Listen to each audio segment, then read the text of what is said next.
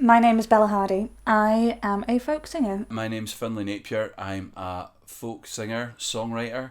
My name is Greg Russell. I was asked to be involved in this process by Neil Pearson and also Doncaster Council and the Doncaster Museum.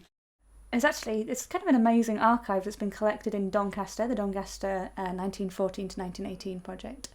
The Doncaster Museum have been working hard for many years now, for 4 years, to collect together lots of different stories of people from the area to get a kind of more thorough idea of what was going on in Doncaster, rather than general World War One stories, to actually nail it down to people and lives and things that relate to families that are still there and people's stories carrying on and continuing. So that's been really interesting to get dug into those. We've been to the museum in Donny and had a look round, which was really good. And it was really good as well because the guys kind of went, this looks like might be something interesting.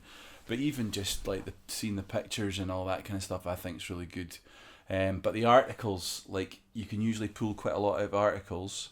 But almost what I'm doing is I'm going through and I'm looking for wee lines and then I'm pulling things out. So it's kind of like a bit of a sort of magpie thing, looking for little bits, shiny stuff that sticks out. And often it'll just all kind of slot together. It's quite random. We're going from the First World War to writing new songs. All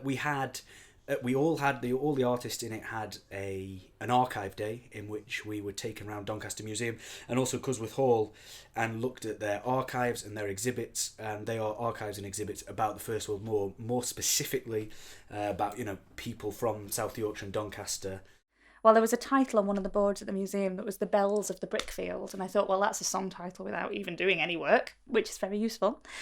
And it's about women in industrial roles during the war and stepping into men's roles. So I started looking into that, but I discovered all sorts about brickyard workers actually being largely women, especially down the Black Country before that. So brickyard working and the brickfields were a women-dominated role anyway, quite often. As much, taken in as much as you can, read as much, watch as much, listen to as much stuff as you can, and then take that away and tell, 3 stories. In my case, I've written 3 songs in this few days.